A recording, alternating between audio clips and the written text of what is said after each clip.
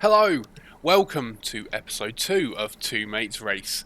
It's really good to you join us again. I am Jonny Ashley, and I will please welcome my co-host, Mr. Ben Brown.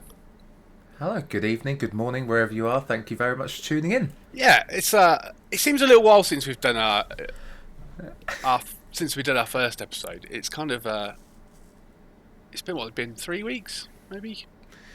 Yeah, and it's been 3 weeks, and we've gone and done real motorsporty things as well for a couple of weekends. So it does feel like Let's just clear some. it does feel like a while. Let's just clear some up. Two Mates Race. We haven't gone and driven.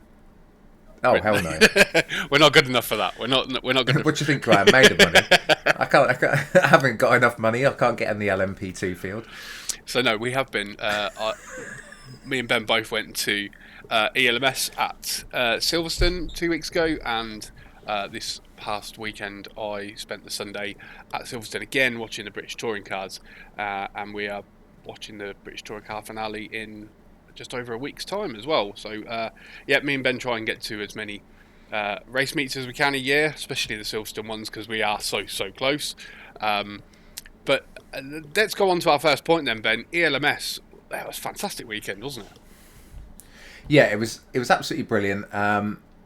What I'd never been able to go and see, I've never been and seen that kind of racing live before, and it was really good to go and see it being so busy to start with. I think they said they released a figure of 110,000 people across the 3 days, which, given how many people were there on the Sunday, you can kind of believe. Yeah. What was it, 50,000 on the Sunday? They had some limited grandstands and that were open, and they were all absolutely chocker, which was it was really good to see. It was like being at Touring Cars. Touring Cars are always busy at Silverstone. ELMS was much the same. Really nice. The grid walk for people if they paid and wanted to go on the grid looked really good. Although I didn't do that, I was quite happy being sat in a comfy spot ready for the race. Mm-hmm. But I think overall the racing as well, the racing was excellent. Silverstone's perfect for that multi-class. Yes. For that multi-class style of racing, and you'll be able to see a video right now of where we were sat. It was really good, even with the rain. I think we missed out on the last 12 minutes, didn't we, from a red flag because of the rain. Yeah, and it did come down, didn't it? It did. Yeah, I saw some moaning from people that were obviously watching online, and I was like, "There's no, there's no chance. No kind of motorsport would be running in that weather. It was quite frankly ridiculous. They had it was raining for about an hour and a half, wasn't it, beforehand? Yes. Like lightish. Then they had a virtual or a full course yellow to pick up some debris. And in the 5 minutes that they were going round for the full course yellow, it just came. It absolutely poured it down. Biblical. Absolutely biblical. But the racing was excellent. We got to see. Well, we saw obviously quite a few of the LMP2 cars that race in Le Mans every year as well, which was really cool. The LMP3s, I think, were both of our probable highlights. Yes, absolutely. They were for them. Awesome. And it was good to see quite a few GT cars as well. There wasn't as many as I thought there was going to be, but there was plenty there. And we saw the first red, didn't we? We did. Oh no, wait. Had you made it to the track by that point? I can't remember. So I turned up with the first safety car. So the first safety car, that was right. It hadn't red flagged yet. No, so they crashed on lap 1, hadn't they? And then we got restarted, and then we saw the first red flag, which, if we love multi-class racing, we love racing multi-class racing. If that happened to us, we would be fuming, wouldn't we? Yes. If you haven't seen it, so if you haven't seen it, you can find the highlights on YouTube on the official ELMS channel. And yeah, it was a classic LMP2 trying a bit hard to go around the outside, and a gap that was always not closing, never going to be there. Yes. And the Mercedes AMG hitting the wall pretty hard into a into a classic metal barrier Yeah, arm cove in a rather spot than that didn't safer have barrier or any anything. tyres at all. No tyres, no safer barrier, No. nothing. So yeah, that was the first red flag to fix the barrier. So thankfully everyone was all right from that, because it was a big one. I think the chassis was a total write off. Yes, yeah, they did which not is carry not on. surprising. Yeah, and then the second red flag was just a little bit amateur. It was very amateur. The poor LMV3 in the middle must have been like, what's I know. going on? Poor bloke. Yeah. Yeah, and the second one was, both happened on a straight, surprisingly enough. You would think these things happened in the corner, but the first one was on the national straight, national pit straight, and then the second one was just coming onto a hanger. And the second one was just... go and have a look at the highlights. It was so bad. It's been all over social media this week. I saw it be posted up by WEC themselves, actually, and it was like, yeah, it's just...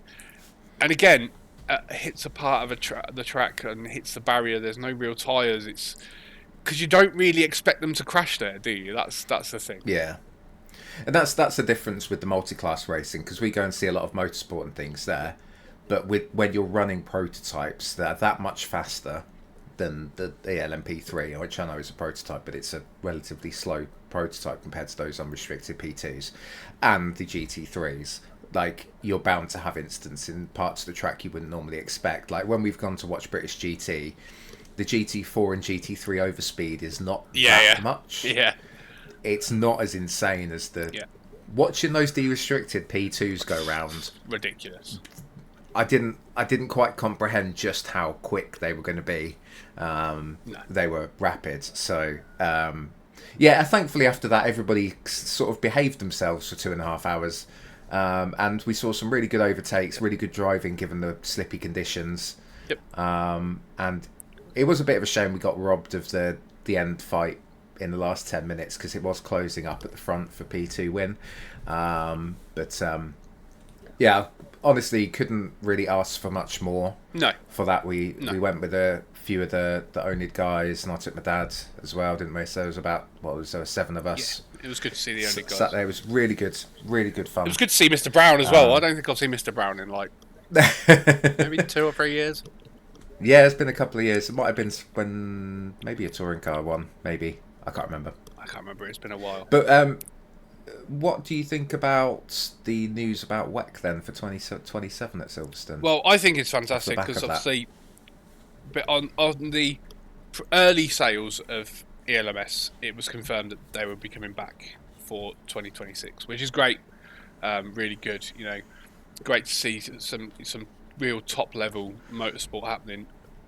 Apart from MotoGP and Formula One, obviously, because they're kind of the pinnacles of motorsport and motorcycle racing, and then because of like the later sales, and then actually the amount of people that actually came through the gates at Silverstone, they've decided, because I was there, obviously, I went on the Saturday, didn't I, for a few hours, and they announced that WEC was then going to come to Silverstone in 2027, and I just think it's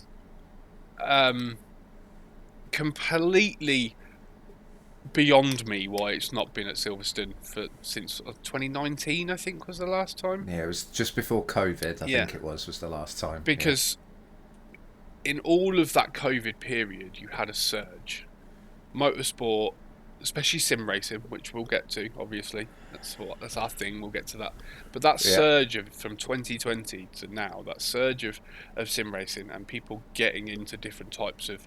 having access to race different types of motorsport at home, maybe not knowing that, you know, everyone knows about Le Mans, but do you know what really cars run at Le Mans? Are you that into it? So the access that people have had and the exposure they've had, it's beyond me that they hasn't already come back to Silverstone. So, like you said earlier, Silverstone is a perfect track for multi-class racing because it's so wide, because it's so long. It's just perfect. It has its own climate, which adds to the excitement. We saw it with the rain, and you know, we've been there for British GT. I've been on the Saturday and absolutely got soaked through, and then on the Sunday it's been 30 degrees and we've all got sunburn. It has its own climate. it's had some real big infrastructure work done to it as well, with the new escapade houses that's being built down that through Maggots and Beckett's, and some real kind of money's gone into it. And obviously they've got this nice new pit straight that barely gets used because it costs so much. It's frustrating. It is frustrating. I said to you that I would have paid to go on the grid and do the pit walk stuff if it was in the new pits, because I've been in the old pits so many times. Yes.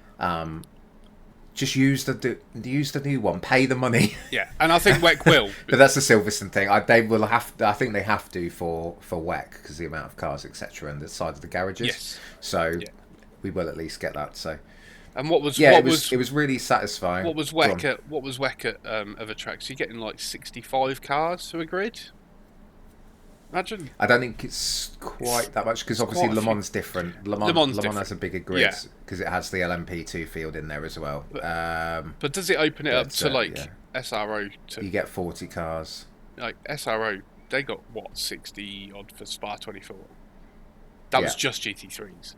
So if WEC is a success, and it will be, I think it will be probably the second, maybe third biggest seller for Silverstone in a year. I think there'll be a lot of people there. We've spoke about camping. Hell yeah. Yeah. That'll be brave, but I think we should do that. I think the main thing to say is WEC was in a very different state when it was last in Silverstone. It was before the hypercars had come in. Yep. There was a general feeling from a lot of motorsport fans that the format was quite stagnant. And of course, it was the domination of just one or two constructors at that point. And it was before the DPIs, wasn't it, as well? Yeah. So it was the old LMP1 Toyota domination because they only had the hybrid, all that jazz. Yes, exactly. And they had the old spec GT3s as well, or GTEs at that time. Yeah, it was GTEs. Which didn't have that many entrants in either. Not as competitive as it is at the minute with the GT3 LM cars. Yes. So there's definitely, it's come a long way since I think they were last there, and also I would say it was really nice to see such a range of motorsport fans at the actual event, because there was a lot of families and things, which maybe some people might see the multi-class racing as more of a hardcore motorsport event, but actually in essence there was a lot of families, there was a lot of fan entertainment there that had been catered for families. And then also, we spoke to a few people all around us, and some were just had decided to go, and they usually just went for touring cars and club racing. We had a couple of guys behind us who go to Le Mans every year, those sort of things. So it was really good to see such a widespread range of people there. So I think our only feedback was the lack of support race on the Sunday, wasn't it? Yeah, and obviously I was there Saturday only for a few hours, and it was really good to see the leisure European series. But the lack of racing on the Sunday was really, really disappointing for me. It was a 4-hour race, so it's going to take up a big chunk of time. Did it need all the build-up? I don't know. Yeah, because British GT do 3 hours, don't they? And you still get, 4 Ginetta races? 4 support. Yeah, you get 4 support races beforehand. Yeah. And you get 2 after. Do you know what I mean? You have.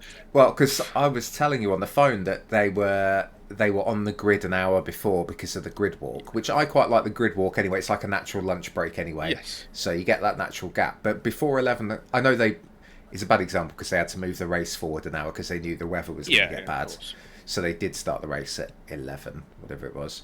But they still had the time beforehand. Yeah. Like normally we get there at 8:30 in the morning. First cars comes out at 9, don't they? First cars are out at 9 for some support races. Yeah. I think that was my main feedback, and I do wonder whether it's because of the limited amount of support series that there are on. There's the Le Mans Challenge and the Ligier European whatever series. They call it, European Series. Yeah. Which are fantastic cars, by the way. So it's basically it's a P4 and a, I don't know, not quite a GT4, but quicker than a GT5. Yeah. They were brilliant. They were really yeah, good. that was our feedback. I think that was my main feedback, and Yeah. I think it was probably the same for you as well, because the racing for the 4 hours was great. They did extend the race because of the 2 red flags anyway, so we didn't. That's why we hit the weather, basically. If we hadn't have had the red flags, we wouldn't have. Yeah, so we kind of had a we wouldn't have 4-hour had the weather. race, didn't we? Even though we lost 12 minutes at the end, we still had a 4-hour race because of they extended it on for the red flags. Yeah. And obviously it was good to see Dave Perel racing, for the owner of SimGrid, where we host our community. He was racing for the weekend as well, so he was in the spirit of race Ferrari. So it was good to see a familiar name on the grid as well. And obviously, like you said, we saw some of the cars. United Autosports were there, weren't they, from Le Mans? All the LMP2s obviously de-restricted. So it was great to see the one. We watch them on the telly at Le Mans every year. To actually see them was really, really cool. Absolutely. For me, another, not I suppose disappointment, but I suppose they didn't want to do too much, was the lack of stuff for people to do around Silverstone. We'll get onto the BTCC shortly, but a BTCC weekend, you have lots of stuff going on all around the track. There's things going on. Yes, there was a fan zone which had LMU there, which they had like 16 rigs and was fantastic. And there was a couple of like stands and stalls and stuff selling merch, but it just didn't seem that. There wasn't a lot of things open. So if you wanted a cup of coffee, you had to kind of go. Like, there was a little bit of a food bit by us, but there wasn't much. You had to go kind of in track if you wanted to go and get some stuff. So yeah, it was just a little bit disappointing for me, I think. But I think because of the nature of it, are we going to have a load of people come to this, or are we going to put a load of stuff on? It's going to cost us money. Yeah, I think. Yeah, because we have said this before, where they'd done it the other way round, hadn't they? They'd gone totally over the top for one of the British GT rounds because they thought it was going to be really busy. There was 3 blokes and a dog. Yeah, like we were there Saturday and Sunday, and we were chatting to the people, one of the guys behind the stall that we kept on going to, and they were just absolutely dead the entire weekend. So it is a double-edged sword when it comes to that. But when we go to touring cars, there's loads of stuff inside the track at Silverstone. There's loads outside the track at Silverstone, and yeah, it was about the same crowd, I would say, across both events. But you'll chat about British touring cars in a second. But yeah, so hopefully now that they know that there's an audience for it, they'll up their game for the next time. Yeah. My main gripe was with the car park, because I got stuck in a car park for hours. But you didn't. No, I managed to get out. I turned up late because I got stuck. I got stuck elsewhere. Just don't. And me and my dad we were there really early, so we were right in near the front of the car park, which was great at the time, but not so much getting out. Silverstone, sort your bloody parking out, for God's sake. They need a train station. They need a train station. Yeah, just nip in on the train. That'll do. So ELMS is at Portimao in a few weeks' time, so that'll be good. That'll be a nice trip. Do you want to fancy a trip to Portimao at some point? Yeah. Oh, I thought we were doing that for my stag do. We're not. I haven't got a passport in a minute, so you'll have a job. You won't be going with me. Sneak me out the country. We have got to do an abroad round, though. We need to do one. Yes. Not Le Mans, because Spa. I think we'll naturally do Le Mans anyway. Yeah, the Spa will be Spa. I'd like to do Imola. Whack Imola. Yeah, I'd like to do Imola. Well, you want somewhere that's not going to be like an hour race and that's it. Do you know what I mean? It's like travelling all that way for an hour. Do you know what I mean? I want to travel and go for a good 6-hour or 8-hour race. We go to Dubai for the 24 hours of Spa. Oh yeah, okay. Oh yeah, Dubai 24. Yeah, let's do that. So we'll move on to British touring cars, because that was a fantastic weekend. I'm assuming you've seen all the races now, Ben. Yeah, watched all 3. So I'm not going to spoil anything. If you haven't watched the British touring cars and you're listening to me before you've watched the touring cars from Silverstone, maybe fast forward or pause, go and watch it and come back. But yeah, no, touring cars were fantastic, and I was lucky enough for the 4th year in a row, I think, to get how many? Donny twice, Donny's 1, 2. Yeah, 4th year in a row I've managed to get through work, get invited by Jewson to go and who supports Stephen Jelly, go and sit in some hospitality. And at Silverstone it was fantastic. We're in the Brooklands Legends Club, which was really good. It was a really good day. Obviously, if you've never done motorsport hospitality, it's brilliant. Ben, you came with me. Was it last year you came? Last April? Yeah, the waterlogged Doddy round. Yeah. Fantastic. Eat as many bacon rolls as you want when you get there. You get fed all day. You get watered all day. Again, this weekend we had all that. Stephen Jelly then takes you around. He was driving in Porsche Carrera Cup this round, so that was really good. So we got to have a chat with him, go around the car. Unfortunately, his car was in bits. So we got there. He was the first racer for the day, and his teammates took each other out of maggots and collected Stephen Jelly, and unfortunately, it broke his car completely to the point where we went down to the garage and it was all in bits, and there was one little bit that needed gluing and riveting back together, and unfortunately the glue takes 7 hours to set. So safe to say he didn't race for the rest of the day. Yeah. But yeah, it's a shame. Touring cars fantastic. We had some really good support racing. Obviously the minis are awesome, really good. They're just bumping and grinding each other around the whole lap. The Porsche Sprint Cup was racing as well, which is like the Cayman GT4s. There was a really, really, really big grid for that. There must have, I think it was 28 cars, which was brilliant. Unfortunately, their first race I think they did a lap. Someone ended up on the roof, red flagged, and they all got put in the pits, and that was the end of their race 1. So they managed a lap, which apparently, Ben, I didn't know this, counts towards the standings. Yeah, they have different rules in the support series because they sometimes have condensed races and things. So because they completed one lap, it was a classified result, and that also set the grid for race 2. Oh, you'd be laughing. Yeah, especially when the guy in first got cops all wrong and went from 1st to 8th in the first corner. Oh god! So he had to start 8th in race 2. So yeah, and then the touring car races, were brilliant. And I took B with me. She'd never been to the touring cars, so we did the pit walk. Got to meet Sheds, Gordon Shedden, bit of a legend. So I took it down for the pit walk, which was really good. And coming back to my point earlier about there's so much on at British touring cars. They had a fun fair this year. I kid you not, there was a fun fair. Loads of stuff for the kids, loads of merch, stands, simulators.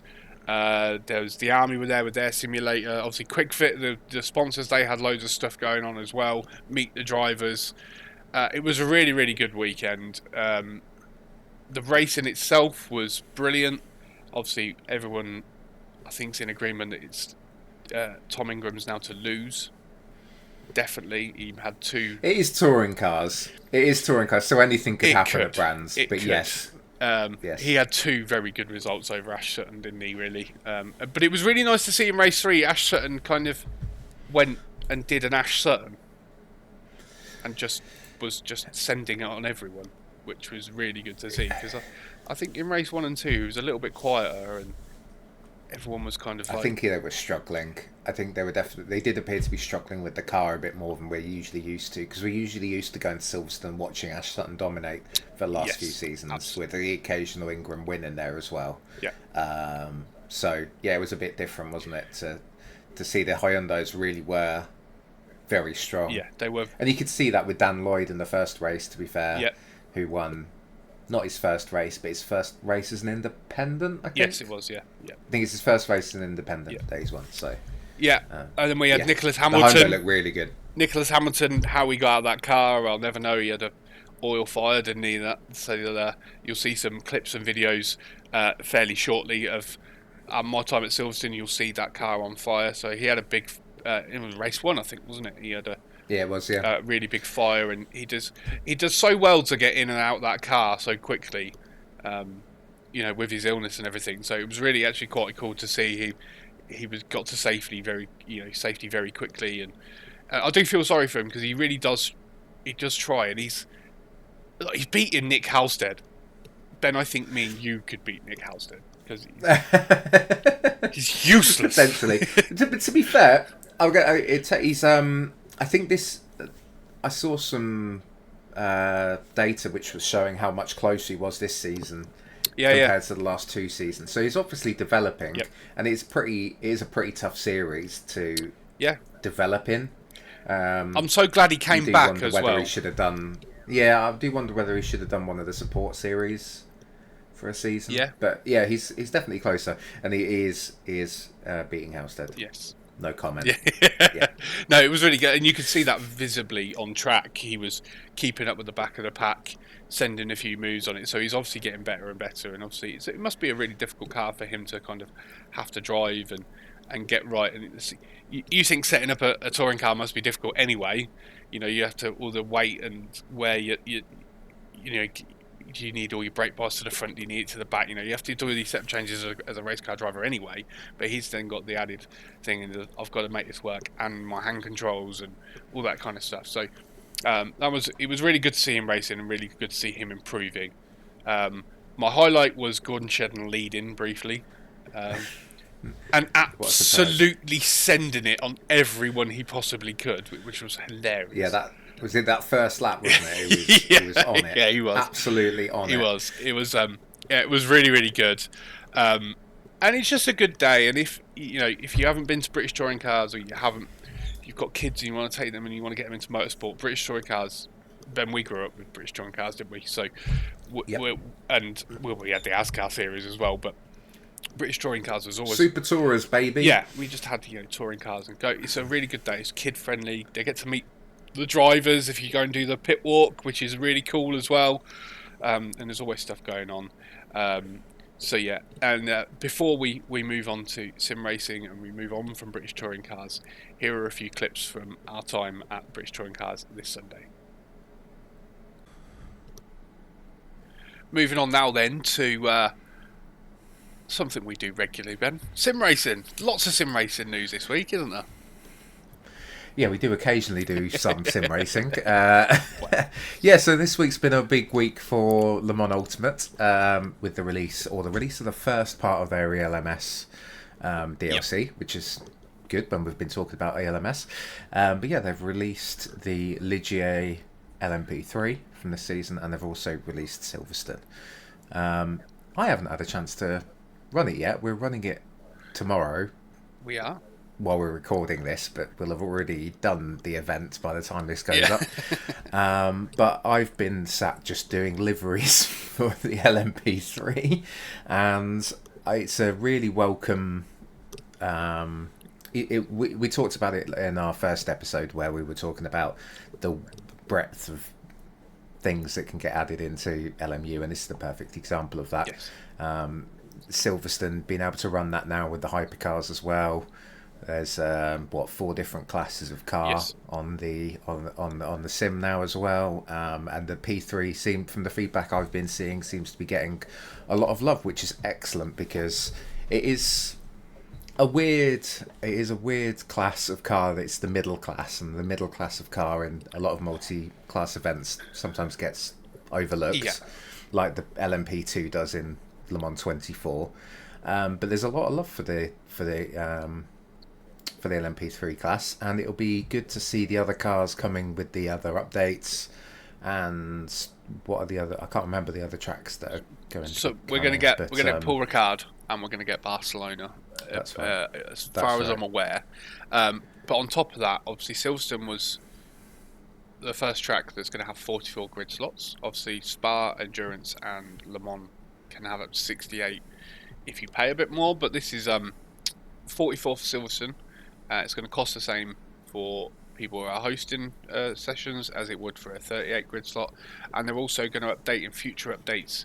I think all the ELMS tracks will have 44 grid slots, which we've been saying we wanted more grid slots because at the minute 2 classes is about the limit.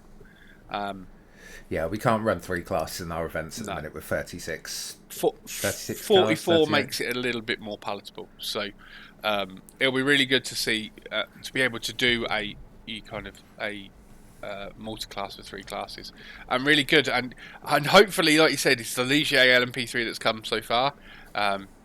Obviously, I want the Ginetta more than anything. Well, the Ginetta's the best looking It is one. by a million miles. So, I do like the Ligier, I have to say. I do like the Ligier. But yeah, the seeing the Ginetta in person, I know there was only one on the grid at ELMS, but that is a real looker of a car. Yeah. So yeah, getting these in. And Silverstone, Good. from running off the Silverstone R Factor 2 one, that was excellent. Like, that was probably still the best version of Silverstone that there was out there, and from what I'm seeing, the new version is now the best version of Silverstone that you can get your hands on, even better than ACC and iRacing. Yeah, million times better. Yeah, it's really good to see them adding this stuff in, adding in extra driver slots, because we're looking not just at championships, but obviously we want to get back to running our endurance events. And that's a big thing for us, is being able to put as many cars on track, which probably means that we will probably run an ELMS track to have the 44 slots if we're not running Le Mans or something, or one of the two bigger driver slot ones for now. And once they bring it to Port, I think it's Portimao, obviously Barcelona and Paul Ricard when they come. I think there was another one, I can't remember off the top of my head what it was, but there'll be like 4 or 5 tracks that have 44. So yeah, and then on top of that you're going to have Spa and Le Mans that can hold more. So for championship wise, if you had them 6 tracks, so we run 6-week championships, you can increase your numbers. And eventually, I think that this is just a stepping stone for motorsport games, just to see where it goes, see how the servers hold up, see where the uptake is. And I think we'll see bigger grids. I think the option to run bigger grids will come. I think they'll be having to tweak a few things with pits and stuff and garages and how they're going to make that work. I feel like at the minute it's less of a circuit issue and more of a game optimization I think so. issue, because we've had it where we had rain with a full grid and it is pretty heavy on the utilization of computers. So some people with maybe not the top end computers were struggling. I mean, I was struggling the other day. We did like Spa in the wet with 30 odd cars, and my computer decided that it wanted to try and run. It was running at 15 frames a second for half the race, which wasn't ideal. But so I feel like there's a little bit from column A, a little bit from column B when it comes to what they need to do with it. But at least it's coming, and yeah, watch this space, because the second that team events are opened up, we will be there.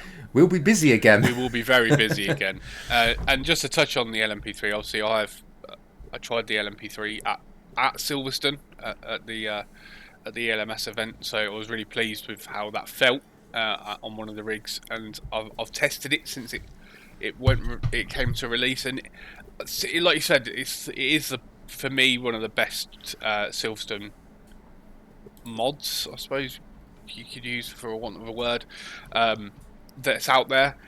For me, it's about attention to detail as well.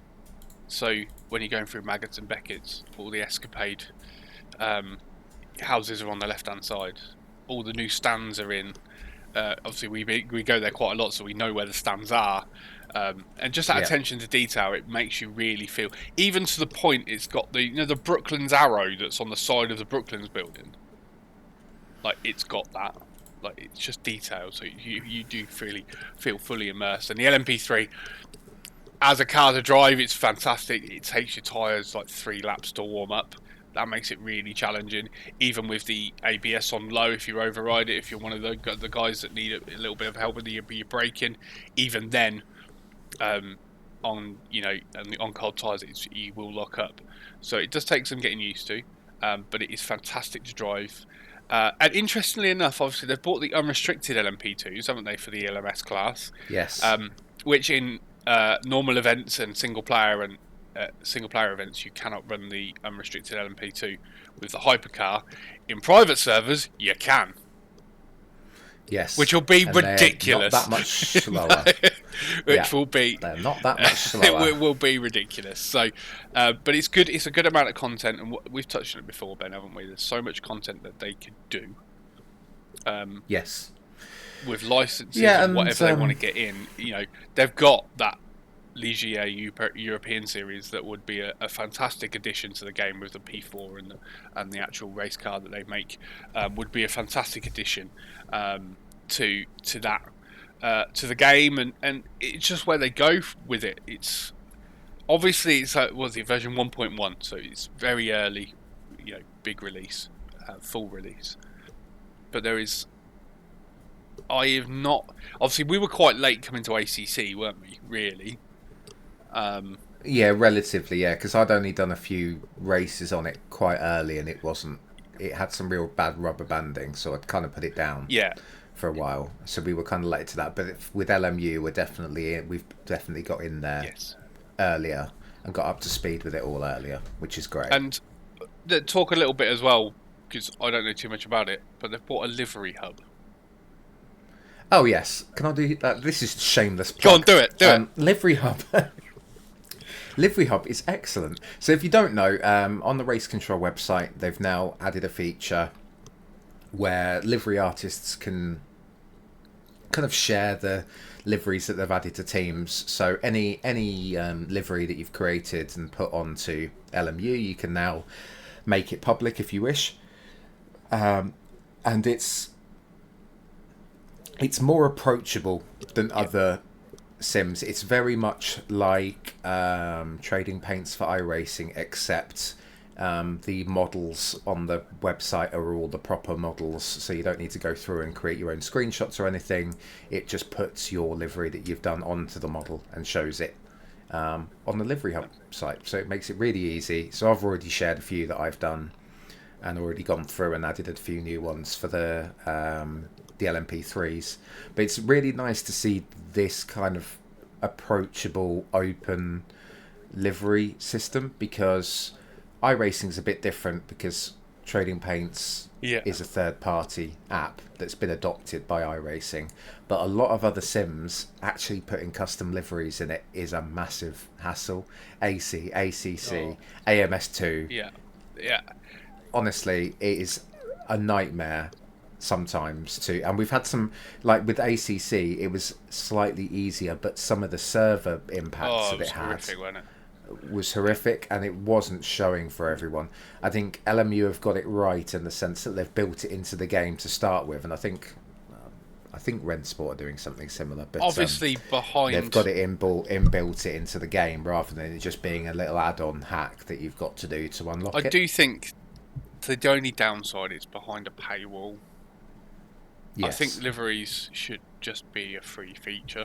I think everyone wants to be able to go and drive their own car. I've always enjoyed doing it, and I don't make liveries, you make them for me.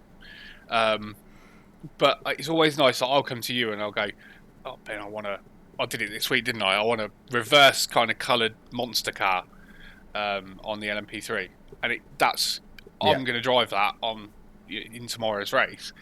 And then you watch it back on stream, and you know where you are, and I'm on stream now. That's my car. I don't understand, and I don't appreciate it being behind a paywall. I think it's unfair on people. Yeah, I think I can understand why, because of the server and infrastructure that has gone into having that, because it is not necessarily an easy thing to put into a game, and it's not really a standard feature for a lot of sims. Actually, is a built-in feature like that. But yeah, you're right. There must. Yeah, it's a shame it's behind. Yes, admittedly, you can see other people's custom liveries when you're not paying for it. But it is kind of disappointing that it is not open to every single person that's there, because you'd have it a little bit like iRacing. You go into a server.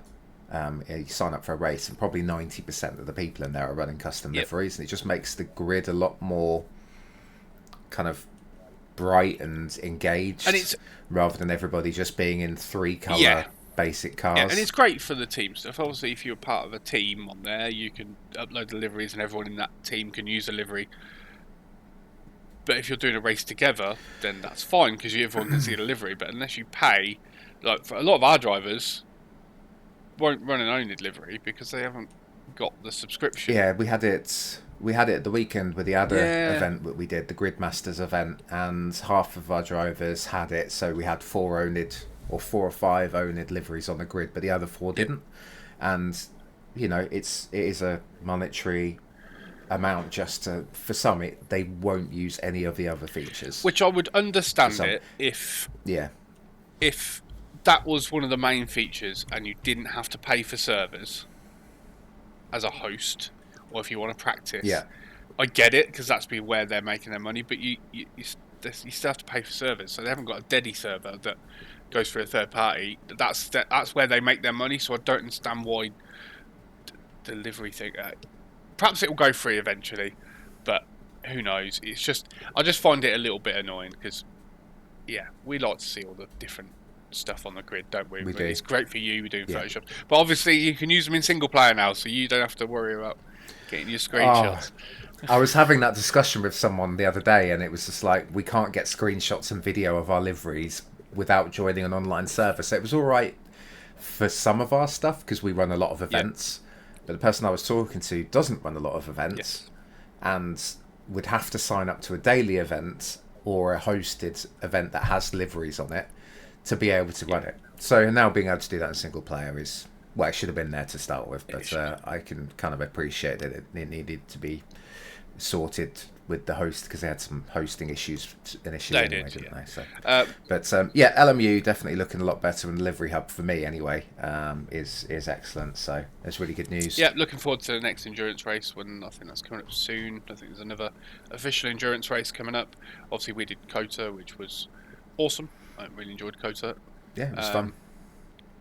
We did okay, didn't we? We held our own. Yeah, in top split, didn't we? Was it 10th? Yeah, we finished? 9th or 10th so we were in top split. So we did pretty good. It was a really enjoyable experience, and I just, like you said, I can't wait for that to come into private multiplayer. I think that'll be, for us, obviously we'll get busy again, which everyone will start moaning. But it would be brilliant. And there is a couple of things that I really hope they bring in for endurance racing. Obviously, we've got that fantastic behind the scenes in race control where you can apply penalties, which will be awesome for live stewarding. It means absolutely. Means, I say we, it means you, Ben's going to have to adjust the endurance rules to suit.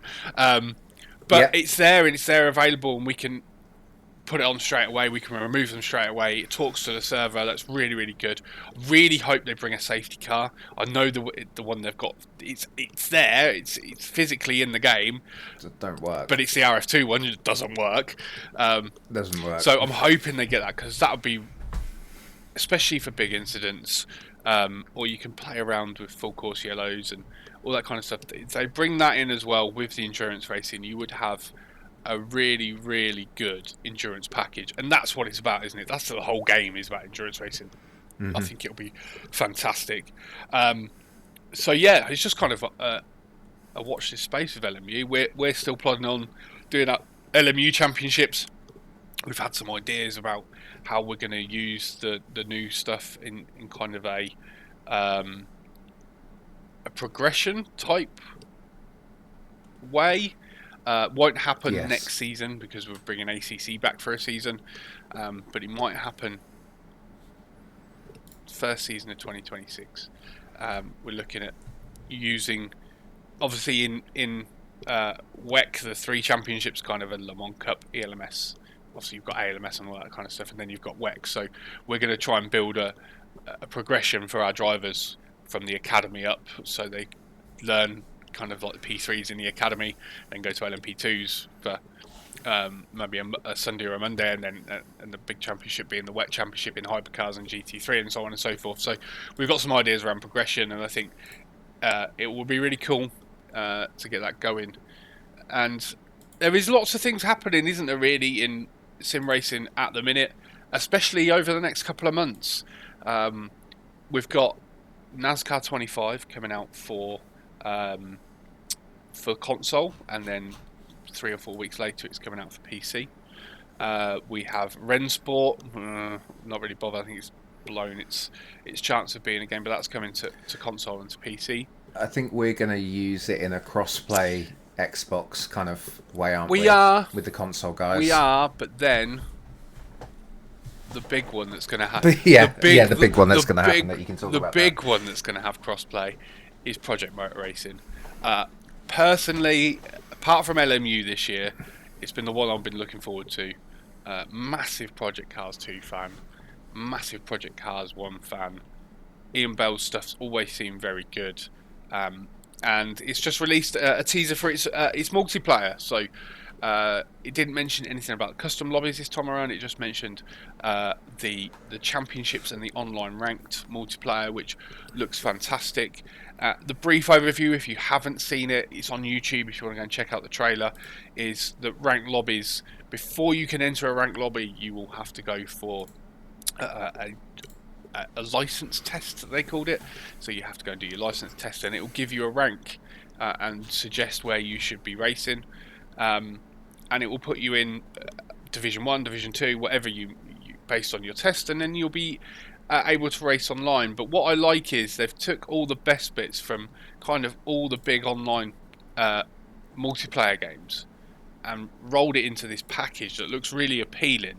So not only can you race in championships for free, no subscription, which obviously is a dig at LMU.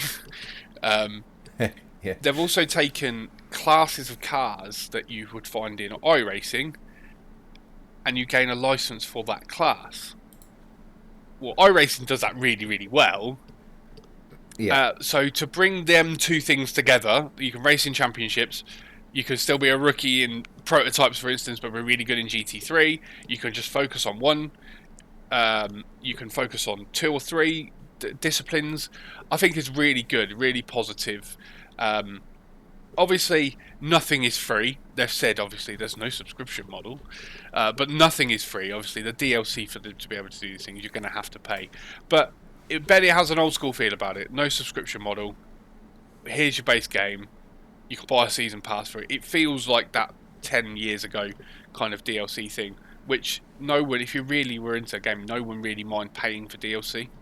ACC was a big fan of, big fans of that. So they didn't have a subscription model, but we release a DLC every so often. AMS2 does it as well, and I do think it's a good way to go because you gain money from it. People will only buy what they want to buy. And race what they want to race. So that was really positive from Project Motor Racing. You also get, every race you do each week, your best 2 scores go towards championship score, and then you get obviously put in divisions, and you can move up the divisions, you can come down the divisions. There's no esports, so to speak, so if you are in that top split, you can race. You haven't got to apply for anything. You haven't got to sign any NDAs or anything like that. It's just if you are good enough to be in the top split, you will race in the top split and you will race some of the esports guys. So I really like that model. Really interesting. Some of the content, obviously we touched on IMSA, didn't we? Last time we did this. It's going to be really good. They've just announced some more content as well, some more GT3s. Which is going to be really good. So really, really interesting to see what that comes. And obviously the cross-play championships are going to be in there. Cross-play is going to be big for us, especially to go and race the likes of Tommy and Chaos and all them guys we used to race with before. Absolutely. It'll be really good. Looking forward to that. So yeah, exciting times really. Yeah, I think it'll be interesting to see Project Motor Racing. I'm going to call it Project Motorsport the whole bloody time. It's Forza Motorsport. Forza Motorsport. I'm excited because not just because of the online functionality and the licenses and things. I think that cross-play element is something that we've been crying out for with a lot of the sims that we do, because it does sometimes feel we're in two halves in terms of the oNiD community. It's between PC and the console side. So having that ability to have that crossplay is the main thing for me. And also, it'll be like AMS2, where I like just going on AMS2 and just choosing a car on a track and just driving it because of the range of stuff on there. And I do think PWR will be very similar to that as well. So yeah, definitely something to look forward to later in the year. So we'll be working out what we're going to do with it, basically, and work out how the online community-based items work for us, and how we do things, and what we need to be able to do to be able to run it, and if there's a people wanting it, which we kind of already assuming they will want it. So yeah, watch this space in terms of that one, because that'd be really exciting to get going with. And a nice little mention there of AMS2, and we'll move on to our last point, actually. So a nice little stopgap into AMS2. Obviously, GridLink launched this past Friday. It had its launch event. For those who don't know what GridLink is, it's an adventure between me and Steve Worrell from SimGrid, and we're trying to create a community that's no LMU, no ACC, no iRacing. It's all the lesser U sims, such as your AC Race Room and AMS2. So we launched with AMS2. We launched our first event, and it went really well. We had 18 drivers sign up and attend. So it was really good. We had a good race around Adelaide in the Brazilian stock cars. We have just released the intention for the first championship, which Ben, I've made this up and created this championship, and I think it's going to be amazing. We've got 6 rounds, 6 different cars, 1 a week, lots of different tracks, and that's what you touched on it there. AMS2 is awesome for its content. So we're having 6 rounds, 6 different cars. Every week we will announce that car's champion, and then all the results over the 6 weeks will go to being the overall champion and be crowned GridLink's first Club Car Series champion. So we're looking forward to that. If you've not joined GridLink, or you want some more information, please head over to oNiD's Discord, where you can find a link for it, or head over to the SimGrid page where you can join from there. So looking forward to getting that going. Going to be good stuff. Ben, I think that kind of brings us nicely to the end of episode 2. Yes, and that leads us into what we'll be chatting about next time, because we'll have been at touring cars again, so we can talk about the season finale. We absolutely will. And there's a few sim racing things to talk about, and we will. The plan was, we haven't actually discussed this beforehand, so I'm just going to mention this now. The plan was we were going to have like one topic that we were going to talk about every so often, and next time will be the first one. Ooh. Where we're going to talk about a topic. Ooh, what are we talking about? I think we're going to be talking about stewarding. Oh, nice. Yes. Because we did talk about it briefly before, and talking about the differences between overall sim stewarding, esports stewarding, and community stewarding. Yes, absolutely. And which is the best.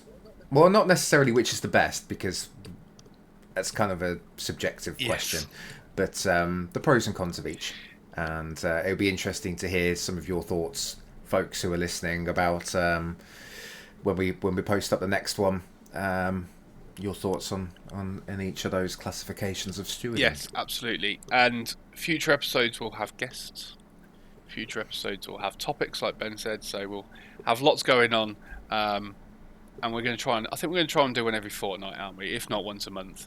Depends how busy we are. Obviously, I have a wedding coming up. Yes. And this was 3 weeks. It was. But it was 3 weeks. We are going to try and rein it into 2 weeks. We will indeed. But yeah, no, thank you for joining us. I hope you've enjoyed the podcast.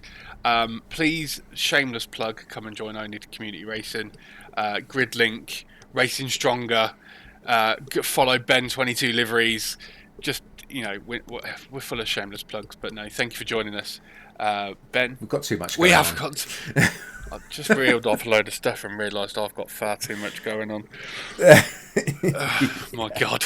But Ben, thank you again for doing all your wonderful production and joining me. And it should be a good podcast, and I hope you enjoyed it. Yeah, thanks for watching, everyone, listening. And we'll see you next time. Cheers, guys. Bye-bye. Thank you. Cheers.